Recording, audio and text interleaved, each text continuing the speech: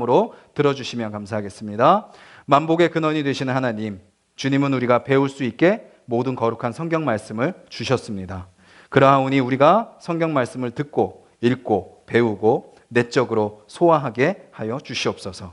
또한 저희로 하여금 주님의 거룩한 말씀이 주는 위로와 인내로 우리 구주 예수 그리스도 안에서 우리에게 허락하신 영생의 소망을 기뻐하며 굳게 붙들게 하옵소서. 예수님의 이름으로 기도드립니다. 아멘. 우리 하나님의 말씀 같이 찾겠습니다. 신약성경 골로새서입니다.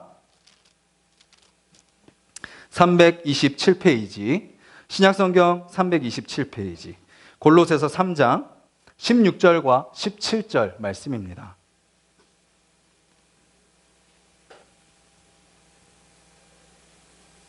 다 찾으셨으면 우리 한 목소리로 16절과 17절 한 목소리로 같이 읽도록 하겠습니다. 시작. 그리스도의 말씀이 너희 속에 풍성히 거하여 모든 지혜로 피차 가르치며 권면하고 시와 찬송과 신령한 노래를 부르며 감사하는 마음으로 하나님을 찬양하고 또 무엇을 하든지 말에나 일에나 다 주 예수의 이름으로 하고 힘입어 하나님 아버지께 감사하라. 아멘. 내 속에 말씀이 풍성히 살아있게 하라라는 제목으로 말씀을 같이 나누기를 원합니다. 2020년 주제 말씀이 어떤 구절인지 기억하시나요? 여호수아 1장 8절 말씀입니다. 여호수아 1장 8절 말씀 우리 같이 한번 다시 읽겠습니다. 시작. 이 율법책을 내 입에서 떠나지 말게 하며 주야로 그것을 묵상하여 그 안에 기록된 대로 다 지켜 행하라. 그리하면 내 길이 평탄하게 될 것이며 내가 형통하리라. 아멘. 우리가 말씀을 붙드는 한 해 되기 위해서 첫 주에 제가 디모데 말씀을 통해서 말씀 안에 거하는 삶에 대해서 말씀을 드렸습니다. 말씀 안에 거할 때 어떻게 된다고요? 그 말씀이 우리를 능히 바르고 의로운 삶으로 인도하신다라는 겁니다. 내가 바뀌는 것이 아니라, 내가 노력하고 내가 의지적으로 하는 것이 아니라 말씀이 나를 그렇게 이끌어 가신다라는 것입니다. 그것을 경험해야 되는 거죠. 물론 하나님이 우리의 의지를 사용하시겠죠. 우리의 어떤 노력을 사용하시겠죠. 근데 그것이 앞서는 것이 아니라 말씀이 앞서서 우리로 하여금 의지를 갖게 하시고 노력하게 하시는 겁니다. 그리고 둘째 주는 뭐에 대해서 나눴죠? 말씀을 읽는 것. 그래서 느헤미야 말씀이었죠. 에스라가 나오죠. 그리고 모든 백성들을 다 세워놓고 장장 5시간에서 6시간 모든 백성들이 모세오경을 같이 낭독하고 듣습니다. 그때 백성들의 마음 가운데 뭐가 경험돼요? 성전이 완공됐고 성벽도 재건됐고 겉으로 보기에 모든 것이 다 됐는데 허전한 우리의 내면이 말씀으로 채워지는 겁니다. 기쁨이 경험되고 즐거움이 경험되는 거죠. 셋째 주는 바로 말씀을 묵상하는 것에 대해서 나눴습니다. 시편 1편이었죠. 복 있는 사람은 여호와의 율법을 즐거워하여 그것을 주야로 묵상하는 도다. 묵상하는 자. 그 말씀을 주야로 묵상할 때 예전에는 바람에 나는 겨처럼 후 불면 저쪽으로 날아갔다가 또 후 불면 저쪽으로 날아갔다가 왔다 갔다 하는 인생이었다면 이제 어떻게 되는 거예요?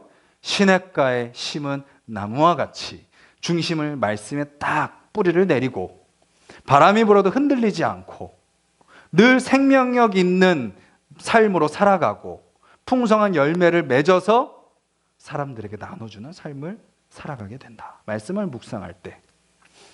지난주 한 주 우리의 삶이 어땠나요? 한번 생각해 봤으면 좋겠습니다. 말씀 안에 거하셨나요? 말씀을 읽음으로 진정한 기쁨이 경험되셨나요? 말씀을 묵상함으로 어떤 현실이 다가와도 흔들리지 않고 중심을 잡고 열매를 맺는 삶을 사셨나요? 우리는 끊임없이 우리 스스로에게 질문해 봐야 됩니다. 아마 우리 중에 그렇게 사신 분이 계실 거예요. 말씀을 읽고 큐티를 하고 주일 말씀을 기억하고 또 기도하며 살아갈 때 예상치 못한 데서 하나님의 은혜가 경험되는 거예요. 전혀 기대하지 않던 일들, 또 막혔던 부분들, 내가 해결할 수 없는 그런 상황 속에서 일하시는 하나님을 경험하는 거죠. 그런데 그렇지 않은 분도 계실 겁니다. 왜 그런가요? 우리의 삶은 한순간에 변하는 것이 아니기 때문입니다. 서서히 변합니다. 차례차례 하나님이 바꿔가십니다. 마치 가랑비에 옷이 흠뻑 젖듯이 우리를 그렇게 적셔 가시는 거죠. 처음에는 그 순간에는 아무것도 없는 것 같아요. 아무런 변화가 없는 것 같아요. 그런데 예배를 드리고 찬양을 하고 말씀을 보고 또 기도하고 또 성도님들과 함께 삶을 나누고 그렇게 하면 할수록 어떻게 되죠? 어느 순간 내 삶이 하나님의 은혜로 가득 채워져 있는 것을 경험하게 되는 것입니다. 저와 여러분들의 삶이 그런 삶이 되기를 간절히 소망합니다. 그런 삶을 살기 위해서 오늘 말씀은 우리에게 요청하고 있어요. 무엇을 요청하느냐? 어떤 삶을 살아갈 것이냐? 우리에게 요청하고 있는 거죠. 무엇보다도 오늘은 이제 세 번째로 뭐예요? 그 안에 기록된 대로 다 지켜 행하라 입니다. 말씀을 붙들고 살아가는 삶이 하나님이 능력으로 우리를 붙드시는 삶이다라는 것을 알았고, 그래서 우리가 말씀을 읽어야 되고, 그리고 말씀을 묵상해야 되고, 그렇다면 뭐예요? 마지막은 말씀을 기록된 대로 다 지켜 행하라 인 거죠. 그것을 붙들고 우리는 살아가야 되는 것입니다. 오늘 말씀이요, 그것을 우리에게 알려주고 있어요. 말씀을 붙들고 살아가는 삶이 어떤 삶이냐. 저와 여러분들이요, 그렇게 말씀을 그냥 읽기만 하는 것에서 멈추지 않기를 원합니다. 그리고 말씀을 묵상하는 것에만 머물지 않기를 원합니다. 그 말씀이 우리 안에 채워질 때 그 말씀이 우리의 삶을 변화시키고 우리를 새롭게 하고 내 생각을 바꾸고 행동을 바꾸는 그 능력의 말씀, 변화의 말씀, 실천되는 말씀, 그 신앙이 저와 여러분들의 신앙이 되기를 간절히 소망합니다. 바울은 우리에게 이렇게 이야기합니다. 오늘 말씀을 보면요, 우리가 16절과 17절만 읽었지만 오늘 제가 나누고자 하는 것은 1절부터 21절까지 말씀입니다. 그 말씀 속에서 바울은 우리에게 권면하는 거예요. 말씀을 실천하라. 그런데요, 오늘 3장 말씀을 전하기 전에 골로새서 1장과 2장을 보면요, 그 말씀을 아는 자들이 어떻게 삶을 살아가야 되는지 그것을 먼저 제시하는 것을 보게 됩니다. 골로새서 1장 6절, 25절, 2장 6절, 그 말씀에 보면 이렇게 이야기하고 있죠. 앞에 화면을 보시고요, 우리 같이 한번 읽겠습니다. 시작. 이 복음이 이미 너희에게 이름에 너희가 듣고 참으로 하나님의 은혜를 깨달은 날부터 너희 중에서와 같이 또한 온 천하에서도 열매를 맺어 자라는도다. 내가 교회의 일꾼 된 것은 하나님이 너희를 위하여 내게 주신 직분을 따라 하나님의 말씀을 이루려 함이니라. 그러므로 너희가 그리스도 예수를 주로 받았으니 그 안에서 행하되. 아멘. 뭐라고 이야기하고 있나요? 하나님을 믿는 사람들은 무엇을 맺는다고요? 1장 6절 뒷부분에 나오는 것처럼 열매를 맺어 자라는도다. 우리의 신앙은요, 자랍니다. 어제보다 오늘 좀 더 자라고요, 지난주보다 오늘 좀 더 자라고요, 지난달보다 더 자라고 작년보다 자랍니다. 지금은 변화가 없는 것 같아요. 그런데 뒤를 딱 돌아보면요, 그래도 하나님이 나를 이렇게 자라게 하셨구나라는 것을 깨닫게 되고요. 또 바울이 뭐라고 이야기하죠? 내가 일꾼 된 것은 뭐예요? 마지막 줄에 하나님의 말씀을 이루려 함이니라. 우리의 삶은 바로 이거라는 거예요. 하나님의 말씀을 이루는 겁니다. 그래서 뭐라고 이야기하나요? 그러므로 너희가 그리스도 예수를 주로 받았으니 그 안에서 행하라 라고 이야기하죠. 행함이 없는 믿음은 죽은 믿음이다. 아주 팩트 폭격을 날리는 성경이 있습니다. 어떤 성경이죠? 야고보서입니다. 야고보서 말씀 중에요, 이런 말씀들이 있어요. 2장 14절, 17절, 20절, 26절. 아주 우리의 요즘 표현으로 뼈를 때리는 말씀이죠.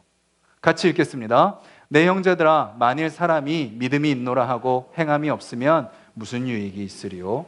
그 믿음이 능히 자기를 구원하겠느냐? 이와 같이 행함이 없는 믿음은 그 자체가 죽은 것이라. 아, 허탄한 사람아, 행함이 없는 믿음이 헛것인 줄을 알고자 하느냐? 영혼 없는 몸은 죽은 것 같이 행함이 없는 믿음은 죽은 것이니라. 아멘. 뭐라고 이야기하나요? 공식이 하나 성립이 됩니다. 무슨 공식이죠? 믿음은 뭐다? 행함이다 라는 것입니다. 믿음은 행함이다. 만약에 믿음이 있다고 하는데 행함이 없다면 뭐가 없는 거예요? 믿음이 없는 거고.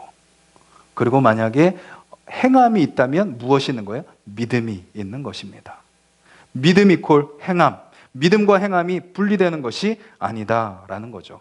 그래서 바울은 자기가 복음을 전한 모든 교회를 향해서 끊임없이 외치는 거예요. 말씀대로 살아라 라고 말입니다. 그래서 오늘 우리가 읽은 골로새서 3장 말씀이요, 우리에게 그것을 이야기하고 있습니다. 그런데요, 우리가 말씀을 실천하는 삶에 대해서 당연히 당위성은 알고 있어요. 해야 된다는 걸 알고 있어요. 그래, 내가 그리스도인이니까 말씀대로 살아야지 라고는 생각해요. 그런데요, 어느 순간 왜 내가 말씀대로 살아야 되지라고 질문할 때가 있습니다. 왜 말씀대로 사셔야 됩니까? 왜 저는 여러분들에게 말씀대로 살라고 말씀드리고 있죠? 왜 우리는 그렇게 말씀대로 살아가야 되나요? 그래서 바울은요, 말씀대로 살아라 라고 이야기하면서 왜 그렇게 살아가야 되는지 우리에게 그 이유를 알려주고 있습니다. 먼저 1절입니다. 1절 같이 한번 읽겠습니다. 그러므로 너희가 그리스도와 함께 다시 살리심을 받았으면. 자, 저와 여러분들이 어떤 자라는 거예요? 다시 살리심을 받은 사람이다 라는 것입니다. 다시 살리심을 받았기 때문에 다시 살리심을 받은 자로서의 삶을 살아야 된다라는 것이죠. 그것이 우리가 말씀대로 살아가야 되는 이유인 것입니다. 그리고 25절에도 이렇게 이야기합니다.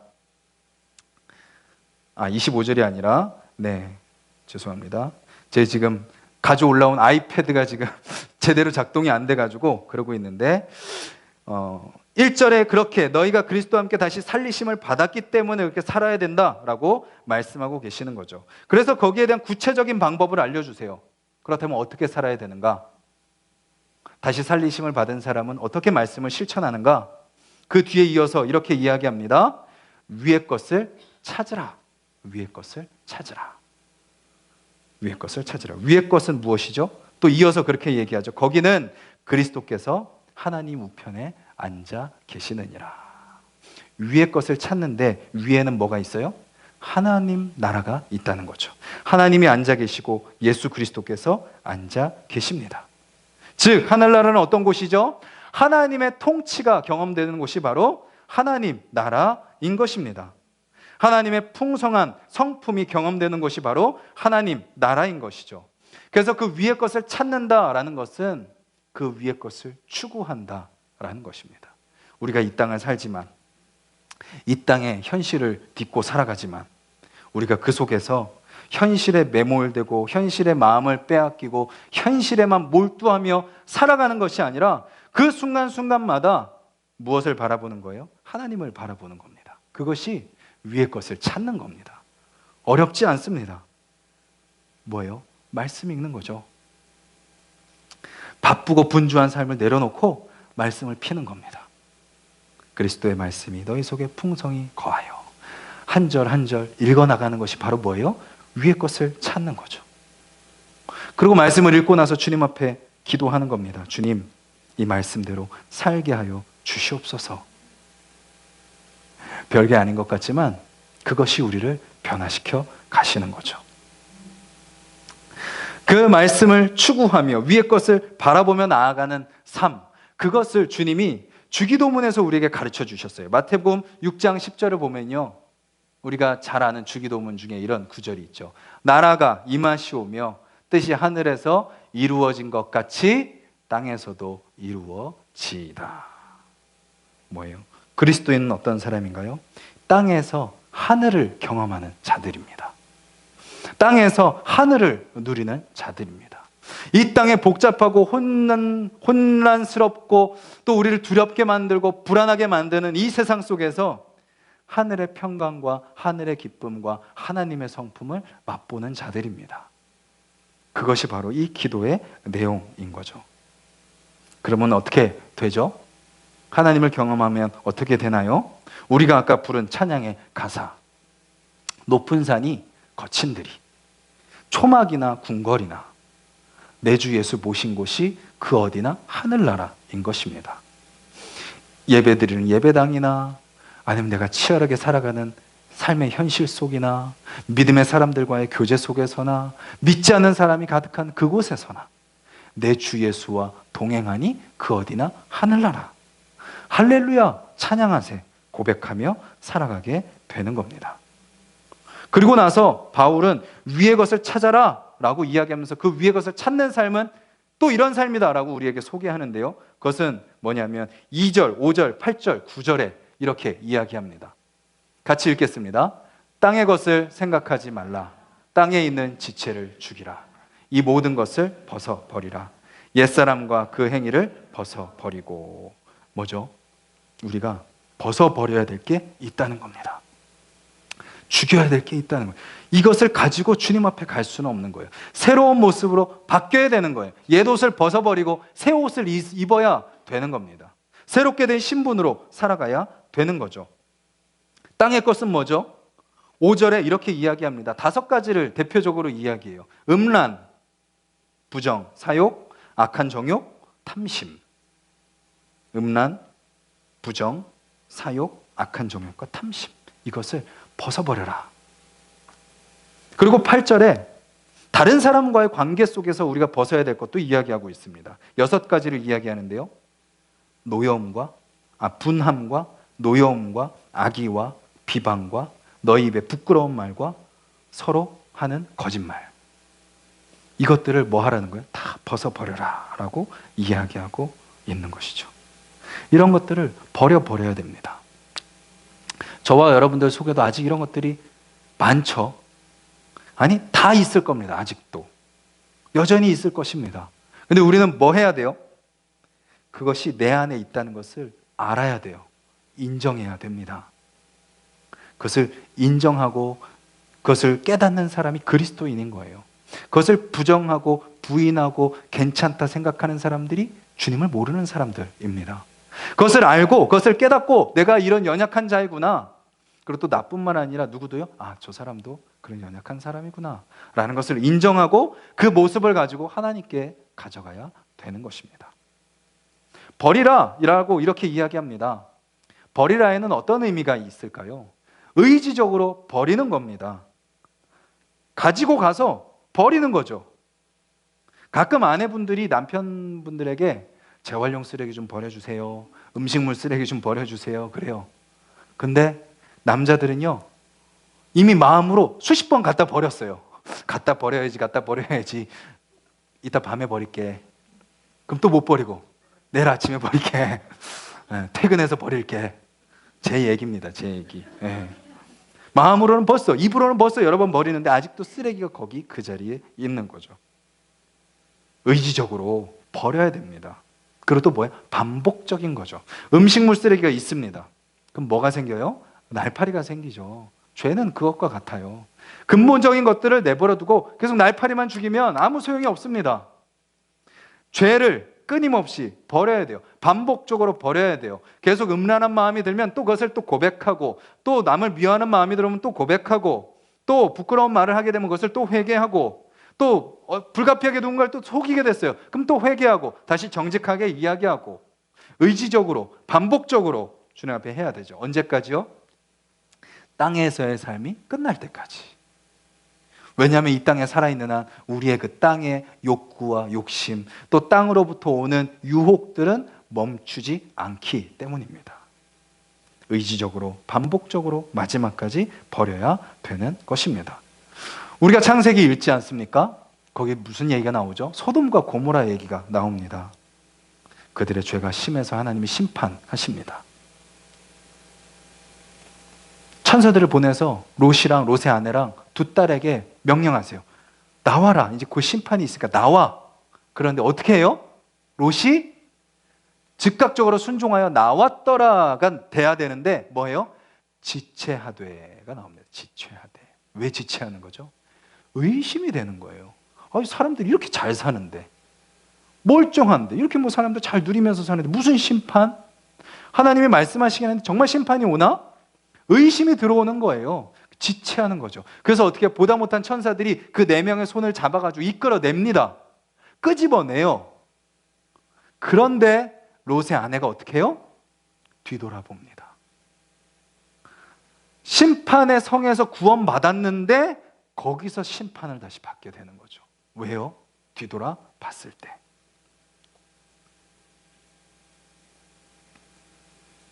우리도 여전히 끊임없이 뒤돌아봅니다.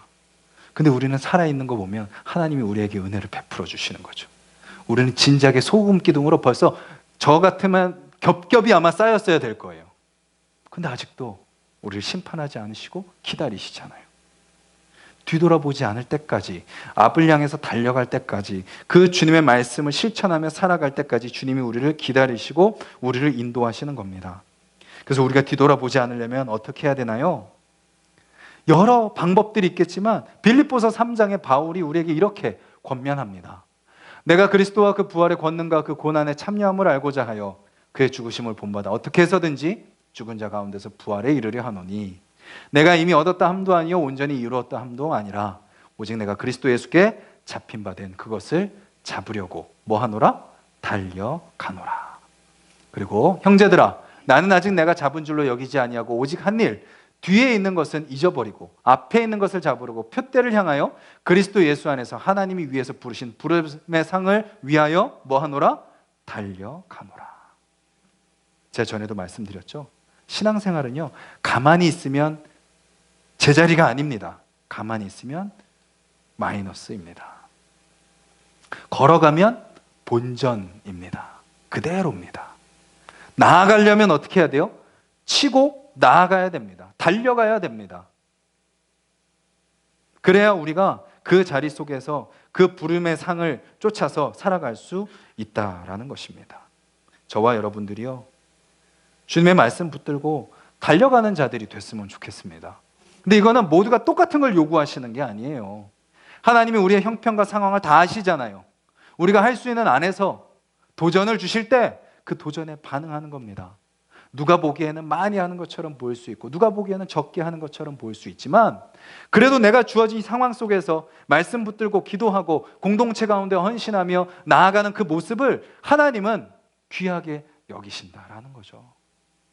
다른 사람 시선 신경 쓰지 마십시오. 의식하지 마십시오. 그저 우리는 서로를 위해서 기도하는 동역자들입니다. 주님, 나도 그렇게 열심히 달려가게 하시고 주님, 저 사람도 그 사람의 상황과 형편 속에서 부지런히 달려가게 하여 주시옵소서. 아직 달려가야 되는 걸 모르는 자가 있다면 깨닫게 하여 주시옵소서. 기도하고 기다려주는 거죠. 못 따라오는 사람이 있습니까? 손잡아 주셔야죠. 손잡고 같이 가는 겁니다. 그것이 우리의 부르심이다라는 거죠. 두 번째 이유입니다. 왜 말씀을 실천해야 되는가? 12절입니다. 같이 한번 읽겠습니다. 그러므로 너희는 하나님이 택하사 거룩하고 사랑받는 자처럼. 우리가 왜 말씀대로 살아야 되나요? 하나님이 우리를 택하셨기 때문입니다. 우리를 거룩하게 하셨기 때문이에요. 우리를 사랑하시기 때문입니다. 아무 자격 없는 우리를 택하신 거예요. 신앙생활을 할 때 자격은 중요하지 않습니다. 자격 따졌으면 여기 아무도 없습니다. 저도요, 제가 왜 택함 받았는지 모르겠어요. 제가 왜 목사가 됐는지도 모르겠습니다. 제가 말씀드렸잖아요. 저는 수많은 직업 중에 목사는 절대 아닙니다라고 이야기했던 사람입니다. 그런 깜도 안 되고 그런 마음도 없었습니다. 저는 그냥 복음 들고 선교지 가겠습니다. 그런 마음을 가지고 있던 사람을 여기 지금 세워놓으신 거예요. 왜 목사가 됐을까? 왜 하나님의 자녀가 됐을까? 하나님의 은혜 말고는 설명할 방법이 없습니다. 신앙생활을 하면 할수록 더 그래요. 옛날에는 내가 그래도 믿음의 가정에서 태어났으니까 막 이유가 많았어요. 그런데 시간이 지날수록 그 이유들이 아무런 의미가 없어지는 거예요. 하나님의 은혜 밖에는 설명할 수 없는 거죠. 신약 시대에 또 우리의 믿음의 선배 중에 가장 탁월한 사람 바울이죠. 그가 이렇게 자기의 신앙과 사도됨을 고백합니다. 나는 사도 중에 가장 작은 자라. 나는 하나님의 교회를 박해하였으므로 사도라 칭함받기를 감당하지 못할 자니라. 그러나 내가 나 된 것은 하나님의 은혜로 된 것이니 내게 주신 그의 은혜가 헛되지 아니하여 내가 모든 사도보다 더 많이 수고하였으나 내가 한 것이 아니요 오직 나와 함께 하신 하나님의 은혜로라. 사도 바울이 탁월해서가 아니죠. 그가 열심히 있었던 것도 아닙니다. 똑같은 우리와 똑같은 자들, 아니 오히려 우리보다 더 악랄한 사람입니다. 믿는 사람들을 잡아가두고 죽였던 사람이에요. 그런 사람을 변화시키셔서 사용하시는 것이 하나님의 은혜인 거죠. 저와 여러분들이 이 자리에 그 은혜로 앉아 있는 것입니다. 우리는 예배드릴 수 없는 자들이지만, 할 수 없는 자들이지만 그렇게 세우시는 거죠. 그렇게 택하신 거에서 멈추지 않고 어떻게 하세요? 우리를 거룩하게 하시고 우리에게 하나님의 사랑을 부어주시는 거예요. 우리의 모습이 사실은 어떤가요? 매일매일 집 나간 둘째 아들과 같지 않나요? 매일매일 그 탕자와 같지 않나요?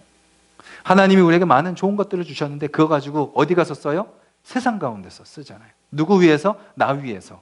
그렇게 살다가 먹게 달아요? 아, 이것이 아무 의미가 없구나. 내가 연약하구나. 세상의 즐거움을 추구했지만 다 사라지는 거구나. 그것을 깨닫고 돌아옵니다. 어떤 마음으로 탕자가 돌아와요? 종이라도 됐으면 좋겠다.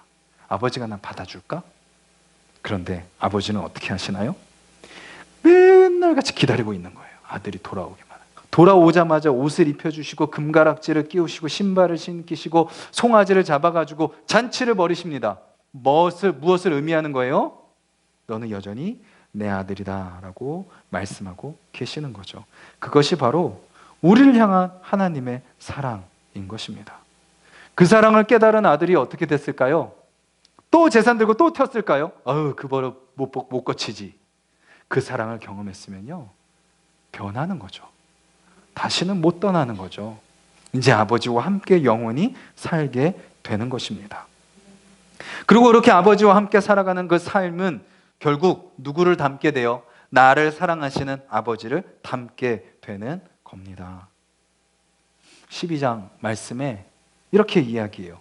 아까 이야기한 음란과 그런 비방과 그런 거짓말과 그런 것들을 다 벗어버리고 무엇을 입으라고요? 긍휼과 자비와 겸손과 온유와 오래 참음을 옷 입어라. 입으라는 거예요. 이것도 뭐예요? 의지적인 겁니다.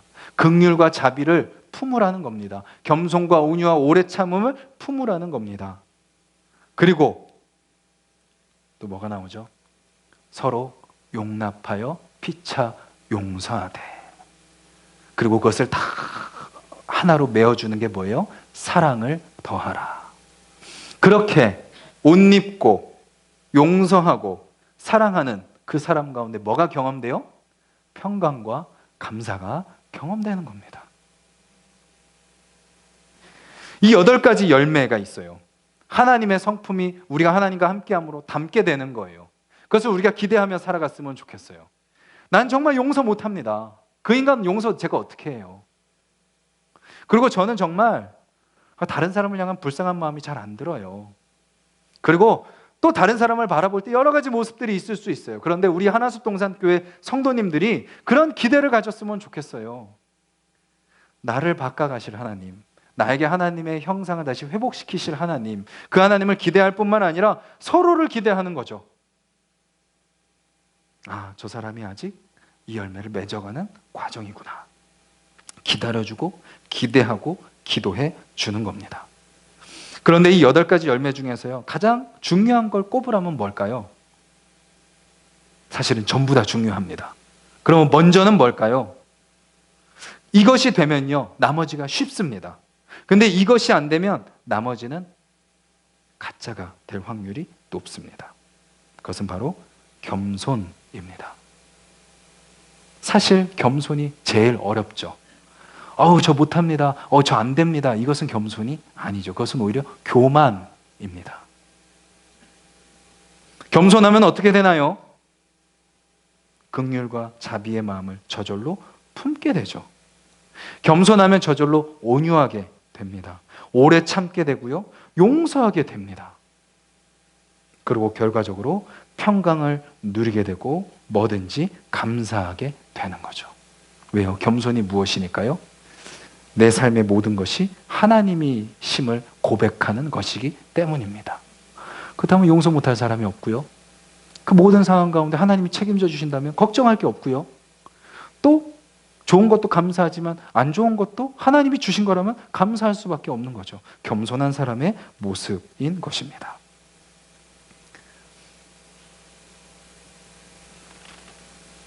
이 겸손은 어떻게 그러면 우리 안에 자리 잡게 될까요? 16절 말씀, 우리가 읽은 말씀이죠. 같이 읽겠습니다. 그리스도의 말씀이 너희 속에 풍성히 거하여. 네, 여기까지 읽겠습니다. 그리스도의 말씀이 우리 속에 풍성히 거할 때 우리가 그 주님의 형상을 담게 되고 또 주님의 말씀을 따라 살아갈 수 있게 되는 것입니다. 그 말씀이 풍성히 거하면 어떻게 겸손하게 되죠? 그 말씀이 누구의 말씀이기 때문이에요?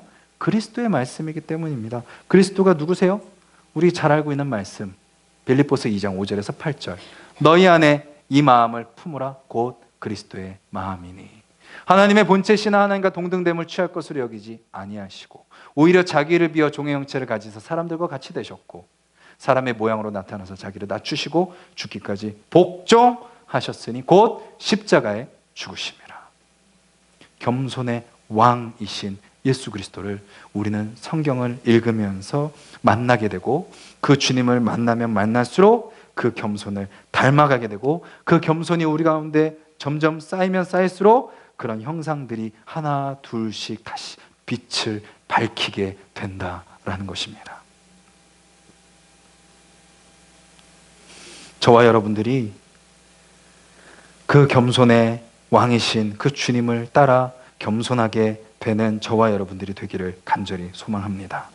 그럼 마지막으로 그런 말씀의 실천은 어디서부터 시작되는가? 우리가 읽진 않았지만요 18절, 19절, 20절, 21절 우리 한 목소리로 같이 한번 읽겠습니다. 시작. 아내들아 남편에게 복종하라. 이는 주 안에서 마땅하니라. 남편들아 아내를 사랑하며 괴롭게 하지 말라. 자녀들아 모든 일에 부모에게 순종하라. 이는 주 안에서 기쁘게 하는 것이니라. 아비들아 너희 자녀를 노엽게 하지 말지니 낙심할까 함이라. 아멘. 어디서부터 시작된다고요? 집에서부터입니다. 집에서부터. 가끔 교회에서 막 인정받는 그런 분들이 있어요. 사실은 제가 제일 조심해야 될 사람이긴 하죠. 막 사람들이 칭찬합니다. 막 조 목사님 좋아요. 근데 누가 팔짱 끼고 있어요? 아들들이 다 팔짱 끼고 이러고 있으면 안 되겠죠. 지금 그러고 있는지 아닌지는 모르겠습니다. 좀 더 이제 크면 알겠죠. 그러니까 먼저 목사가 어디서부터 목사가 돼야 되는 거예요? 가정에서 목사가 돼야 되는 거죠. 우리가 그리스도인이 됐다면 가정에서 먼저 그리스도인이 돼야 돼요. 사실은 그게 제일 어렵습니다. 가까운 사람한테 잘하는 게 가장 어렵죠. 그런데 말씀은 우리에게 분명히 명령하고 계세요.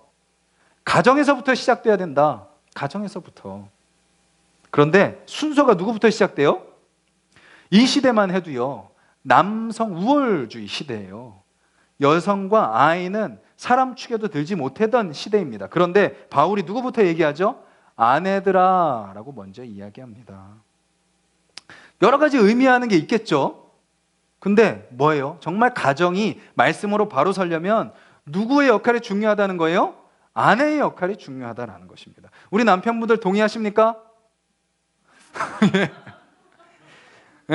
네. 이게 아내의 표정이 싸하면요 그 집안 분위기가 어때요? 싸해지죠. 아내가 행복하고 기쁘고 즐겁고 그러면 가정이 즐겁습니다. 이게 하나님의 섭리인 것 같아요. 왜요? 남자의 부족함을 채우라고 누굴 보내주신 거예요? 아내를 보내주셨잖아요. 아내는 보조하는 역할이 아니라 남편의 부족함을 채우고 돕고 함께 가는 돕는 배필로 하나님이 주셨기 때문입니다.